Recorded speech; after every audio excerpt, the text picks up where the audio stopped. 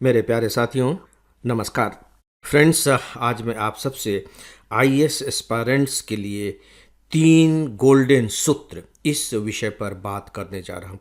3 स्वर्णिम सूत्र जो मुझे लगता है कि उन्हें जानना ही चाहिए, और केवल जानना ही नहीं चाहिए बल्कि इन सूत्रों पर काम करके, इन्हें आत्मसात करके इन पर आचरण भी करना चाहिए। 3 गोल्डन सूत्र, फार्मूले फॉर आईएएस एस्पायरेंट्स। ये जो मैंने सूत्र लिए हैं, सबसे पहले मैं ये बताना चाहूँगा कि मैंने ये सूत्र लिए कहाँ से हैं। दोस्तों, कुछ ही समय पहले एक वेब सीरीज़ आई है, और वो वेब सीरीज़ है 13th some lessons are not taught in classroom. 13th some lessons are not taught in classroom, यानी कि कुछ शिक्षाएं ऐसी होती हैं, कुछ पाठ ऐसे होते हैं जिन्हें क्लासरूम में पढ़ाया नहीं जा सकता। और ये जो वेब सीरीज़ है, ये बेसिकली जो आईआईटी की तैयारी कर रहे होते हैं स्टूडेंट्स, उनको लेकर बनाई गई है। हालांकि इस पूरे के पूरे सीरीज के केंद्र में फंडिंग का मामला है, लेकिन टीचर, स्टूडेंट, सच पूछिए तो इनको ध्यान में रख कर के जो बातें कही गई हैं, जो बातें बताई गई हैं, उन्हें देखने के बाद मैं अभिभूत हो उठा था, थ्रिल्ड हो गया था। मुझे बहुत अच्छा लगा। तो इसीलिए सबसे पहले तो मैं आप लोगों को सजेस्ट करूंगा कि मैं 3 गोल्डन सूत्र तो इसमें से बता ही रहा हूं, लेकिन केवल 3 ही नहीं है, और भी बहुत से सूत्र आपको मिलेंगे। अपने अपने हिसाब से उन्हें पकड़ने की कोशिश कीजिएगा। यदि आप ये वेब सीरीज़ देख सकेंगे तो आपके लिए बहुत उपयोगी होगा। Entertainment plus knowledge. फ्रेंड्स, एक सूचना है कि हम आईएएस के लिए बहुत सारा उपयोगी कंटेंट अपने इंस्टाग्राम पर पोस्ट करते रहते हैं। इसके लिए आप हमारे इंस्टाग्राम को ज़रूर फॉलो करें। साथ ही हमारा एक टेलीग्राम चैनल भी है। इस पर हमारे आपको सारे कंटेंट के अपडेट देखने को मिलेंगे। इसे भी ज़रूर फॉलो करें। इन दोनों के लिंक नीचे डिस्क्रिप्शन में दिए गए हैं। दोस्तों, यहाँ मैं जिन 3 गोल्डन सूत्र की बात कर रहा हूँ, देखिए ये हैं आईआईटी की तैयारी करने वाले स्टूडेंट से संबंधित, लेकिन ऐसा कतई भी मत सोचिएगा कि हम तो आईएएस की तैयारी कर रहे हैं, हमारे लिए ये किस काम के हैं। Not at all. आपके लिए ये उतने ही काम के हैं जितने कि आईआईटीएंस के लिए हैं। वे भी कंपटीशन देते हैं, आप भी कंपटीशन दे रहे हैं। उनके सामने भी बहुत तगड़ी प्रतियोगिता है, आपके सामने भी बहुत तगड़ी प्रतियोगिता है, और दोनों जो प्रतियोगिताएं हैं अपने अपने स्तर पर बहुत ही सम्मानित प्रतियोगिताएं हैं। तो आइए इन तीनों सूत्रों को जानते हैं। इसमें दोस्तों जो पहला सूत्र है वह आइंस्टीन का सूत्र है। इसमें एक करेक्टर है रितेश, इसे आप नायक कह सकते हैं। रितेश जो बहुत ही ब्रिलियंट है, मैथमेटिक्स में तो उसका कोई जवाब नहीं, बहुत ही ब्रिलियंट स्टूडेंट। लेकिन किसी वजह से जब वो कोटा तैयारी करने के लिए आता है तो भटक जाता है, और उसके भटकने के पीछे कुछ बहुत ही स्पष्ट कारण होते हैं, वही उसमें दिखाया गया है। और उसे ही ध्यान में रख करके उनके जो टीचर हैं मोहित, उनका नाम है मोहित सर, वे कुछ सूत्र बताते हैं। तो रितेश जो भटक गया है उसे समझाते हुए उनके टीचर कहते हैं कि रितेश, फोकस करो, फोकस करना सीखो। तुम किस लिए आए हो यहां, उसे याद करो। देखो, आइंस्टीन की एक थ्योरी है कि जहां हमारा फोकस होता है वहीं हमारी एनर्जी जाती है। ये बहुत इंपॉर्टेंट लाइन है दोस्तों, कि जहां हमारा फोकस होता है हमारी एनर्जी वहीं जाती है। और ये आइंस्टीन की थ्योरी है। यानी कि हम जिन चीज़ों को भी अपने ध्यान में रखते हैं, सीधी सी बात है, जो भी बात आपके दिमाग में चल रही है, सीधी सी बात है, आप उसी तरह के काम करने के लिए प्रेरित होंगे, और उधर ही आपकी एनर्जी जाएगी, क्योंकि आप काम वही करेंगे। रितेश बीच में भटक जाता है। वो जिस पीजी में रहता है वहाँ की लड़की को वो मैथमेटिक्स पढ़ाने लगता है, और पढ़ाते पढ़ाते दोनों में प्रेम हो जाता है। अब वो पढ़ना पढ़ाना भूल करके प्रेम प्रसंगों में लग जाता है। जब टीचर को पता लगता है तो उन्हें ये कहना पड़ता है कि जहाँ फोकस होता है वहीं एनर्जी जाती है, तुम अपना फोकस ठीक करो।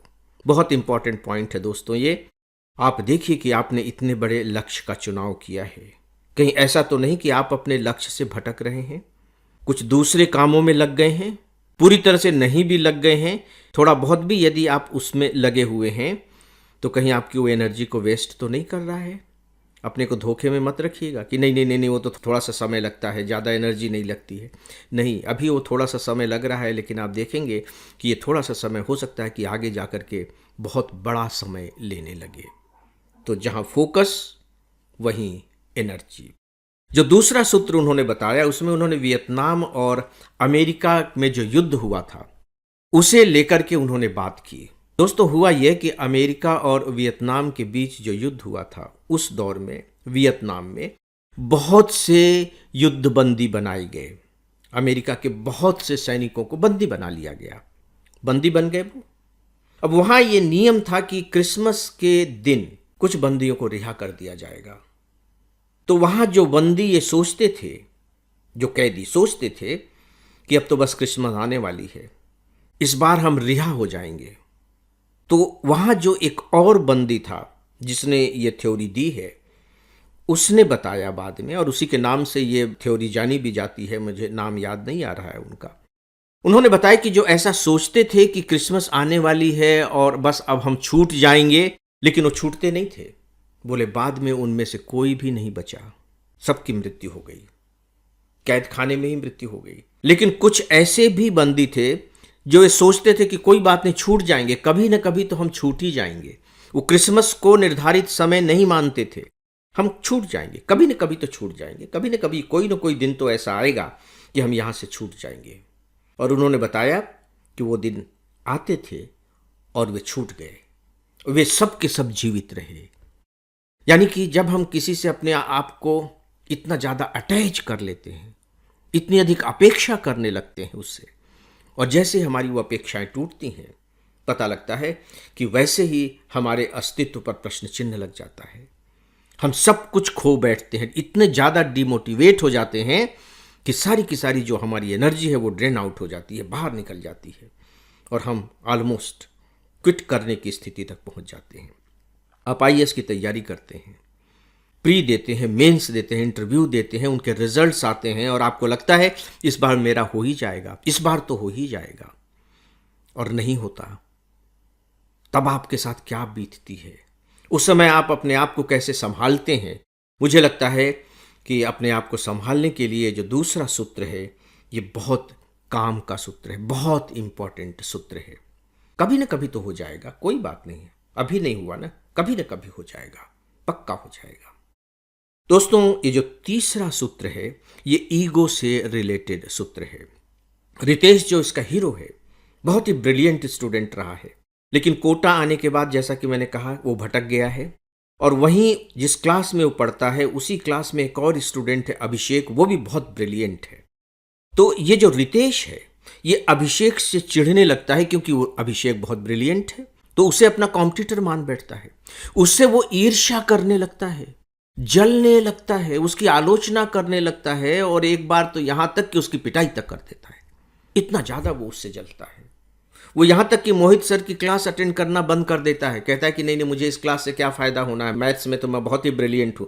जबकि बीच बीच में टेस्ट हो रहे हैं, उसमें उसके उतने मार्क्स नहीं आ रहे हैं, लेकिन वो रियलाइज नहीं कर पा रहा है कि मेरे मार्क्स कम आ रहे हैं, रियलाइज ही नहीं कर पा रहा है, क्योंकि वो ईगो के शिखर पर बैठा हुआ है।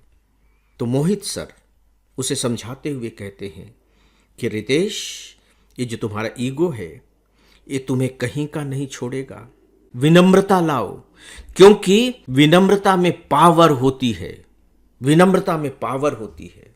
झुकना सीखो, और जैसे ही तुम्हारे अंदर विनम्रता आ जाएगी, तुम्हारी वो ब्रिलियंसी लौट आएगी। मैं और दावे के साथ कह रहा हूं कि तुम कमाल कर सकते हो, तुम अभिषेक से आगे निकल सकते हो। रितेश रियलाइज करता है, अभिषेक के पास जाता है, अपनी गलतियों के लिए माफी मांगता है।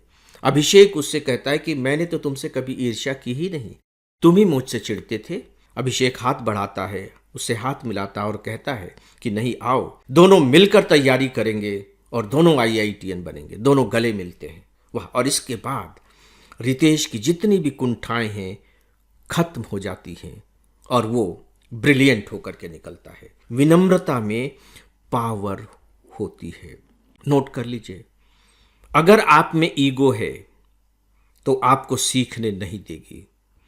कभी आप अपने टीचर से टकराएंगे तो कभी आप डिस्कशन में अपने दोस्तों से टकराएंगे, उन्हें स्वीकार ही नहीं करेंगे। आपकी भाषा उग्र हो जाएगी, आपकी आवाज तेज हो जाएगी। जब भी कोई आपकी बात को काटेगा, आपको बर्दाश्त नहीं होगा, आप अंदर से तिलमिला जाएंगे। जब ये सब होने लगे तो समझ लीजिएगा कि मेरा ईगो काम कर रहा है और मेरे अब सुधार की संभावनाएं शून्य हो गई हैं। अब मैं आगे नहीं बढ़ पाऊंगा। तैयारी चाहे जितनी भी करता रहूं, घंटे चाहे मैं पढ़ने के कितने भी बढ़ाता रहूं, लेकिन इनफैक्ट मेरा ज्ञान नहीं बढ़ेगा। ईगो 0, विनम्रता 100। तब देखिए कि आप क्या कमाल करते हैं। इसका मतलब है कि आपने अपने रिसीवर को ठीक कर लिया है। अब आप जो पढ़ेंगे, जो सुनेंगे, उसे अब आपका जो दिमाग है वो रिसीव कर सकेगा। तो दोस्तों, ये 3 गोल्डन फार्मूला हैं 13th वेब सीरीज के। अंत में फिर से कहना चाहूँगा कि समय निकाल करके इस वेब सीरीज़ को देखने की कोशिश कीजिएगा। आपके बहुत काम आएगी ये वेब सीरीज़, और ख़ासकर ये 3 गोल्डन फार्मूले। दोस्तों, इस विषय पर बस इतना ही, और इसी के साथ ही आज के इस डेली ऑडियो लेक्चर को समाप्त करता हूँ। नमस्कार।